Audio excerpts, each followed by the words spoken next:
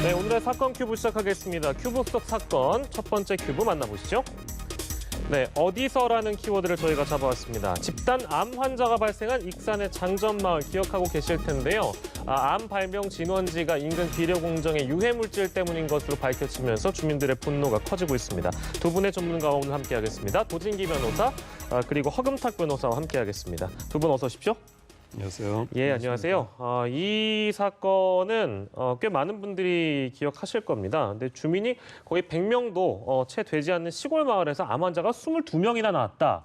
이게 과연 가능한 일인지 궁금하신 분들이 계실 텐데 이 개요를 좀 저희가 정리를 해보도록 하겠습니다. 도진기 변호사께서 좀 정리를 해주시겠어요? 예, 여기가 저기 익산의 그 작은 시골 마을인데요. 예. 여기에서 2017년까지 2011년부터 예. 암 환자가 22명이나 나왔습니다. 근데 여기 인구가 주민이 100명 정도밖에 안 되는 마을이었어요. 네네네. 그 익산 장전 마을입니다. 장전 마을인데 이건 여기에 대해서 이제 주민들이 계속 어떤 의문을 제기했습니다. 예. 여기에 2001년에 한 마을에서 불과 한 500m 떨어진 곳에 비료 공장이 들어섰어요. 예, 예. 금강농산이라고. 여기가 들어서고 나서부터 안 좋은 연기도 일어나고 그때부터 암 환자가 생겼다 이렇게 호소를 했는데 예, 예. 무시해왔던 겁니다. 예. 그러다가 이번에 환경부에서 실태 조사를 한 결과 바로 금강농산이 비료를 만들기 위해서 예. KTNG로부터 사들인 연초박 이것이 이 장전마을 주민들의 암 집단 발병과 직접 역학적 관련성이 있다 이런 결과를 발표했던 겁니다. 예, 연초박,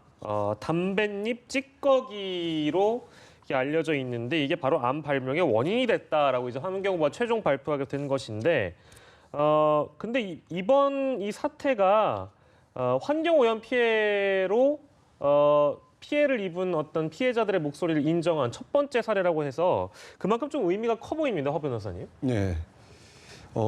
통상적으로 이렇게 환경 오염이 발생하면 그 원인들을 찾기가 굉장히 힘듭니다. 예. 그래서 다각적인 방법으로 영양 평가도 해보고 그리고 표본 집단과의 어떤 차이점도 확인해야 되는데 예.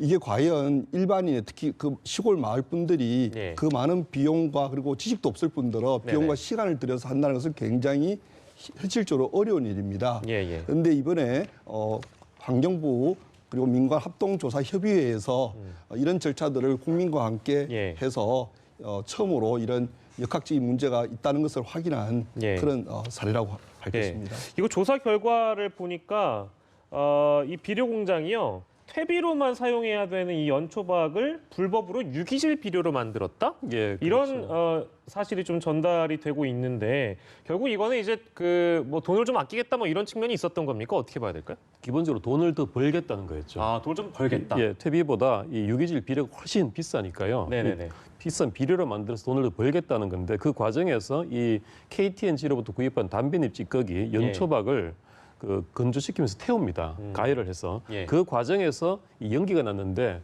그 안에 이 무시무시한 발암 물질이 들어있었던 겁니다. 예. 이 연기에 거의 7년 동안 예. 마을 주민들이 노출돼 있었던 거죠. 그래서 그 결과 이렇게 수많은 주민들이 암에 걸리고 그 중에 14분이나 사망하는 그런 참담한 결과가 발생했던 겁니다. 퇴비보다 유기질 비료 값이 더 비싸니까 돈을 좀 더 벌어보려고 이렇게 했는데 자, 근데 이게 지금 문제가 되는 게 과연 보상의 길이 제대로 열릴 것인가. 그러니까 지금 이 업체 같은 경우에는 이미 폐업 처리가 돼서 실질적으로 보상을 받을 수 있을까요? 어떻게 전망하세요? 일단 회사는 물적 유한 책임을 지게 되어 있습니다. 예. 그 의미는 회사가 망하게 되면 그 회사가 가지고 있는 자력이 없기 때문에 설령 승소를 하더라도 네. 집행할 수 있는 그런 재산이 없게 되는 거죠. 네. 그런데 그걸로 끝나는 것은 아니고요.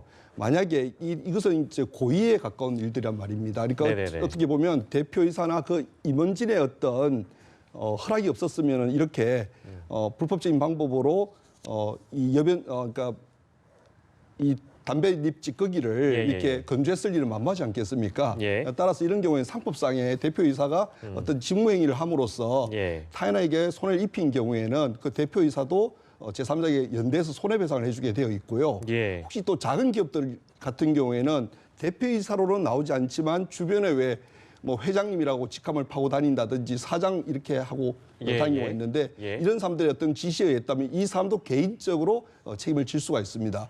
그리고 이제 지금 사안에서 발표하는 과정에서 드러난 사실들인데 예. 익산시하고 정부 그 도청에서 이 마을 주민들의 수차례에 걸친 어떤 피해 호소에도 불구하고 예. 이 조치를 제대로 하지 않은 부분이 드러났습니다. 예컨대 예. 그 관련되는 엽산초를 엽산박 담배박이죠. 예, 이름이 조금, 연초박. 연초박 참 예. 어렵네요. 예. 연초박이라고 하는 이 물질을 예. 무려 2,200여 톤 정도를 예. 구입을 해서 그동안 태워왔고 예. 그리고 2005년부터 2017년도에 그 폐기물 실적 처리 보고서에 따르면은 이것을 처리했다는 것이 나와 있음에도 불구하고 예. 익산시에서는 별다른 조치를 취하지 않은 것으로 보여집니다. 이런 경우에는 국가도 일정한 책임을 질 수가 있기 때문에 예. 국가배상법에 의해서 책임을 지게 되고요. 예. 그리고 이제 새로 이제 만든 법이 하나 있는데 예. 이게 환경 오염 피해 구제법이라는 게 하나 있습니다. 예. 이렇게 대기 오염이라든지 수질 오염 등으로 인해서 피해를 입게 되면 예. 국가 일정한 범위에서의 의료비 그리고 유족비 그리고 재산상의 손해 등에 대해서 예. 먼저 선구제를 해주는 그런 법이 있습니다. 물론 아. 완벽하지는 않겠죠. 그런 법령 근거에 따라서 이제 보상받을 길은 열려 있습니다. 물론 이제 그 과정이 쉽지는 않겠죠. 예, 그렇습니다. 예, 알겠습니다.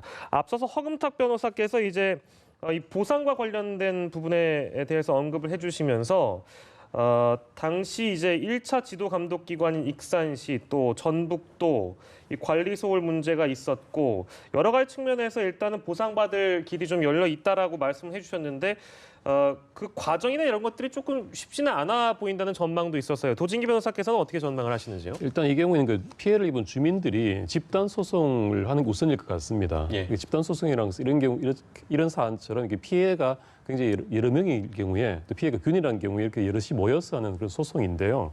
이런 경우에 일단 업체 상대로 소송을 할 수가 있겠고요. 업체와 같이 아까 말씀하셨듯이 그 관리 감독자였던 익산시, 그다음에 이 업체 그 허가를 내준 전라북도 예. 상대로 해서 같이 소송을 할 수가 있을 것이고요. 일단은 업체 관계자들은 직접적으로 그 민형사상 책임을 피할 수 없을 것이고요. 그다음 관리 감독에 과실했었던 익산시라든지 전북도 같은 경우도 민사상 책임을 피할 수는 없을 겁니다. 알겠습니다.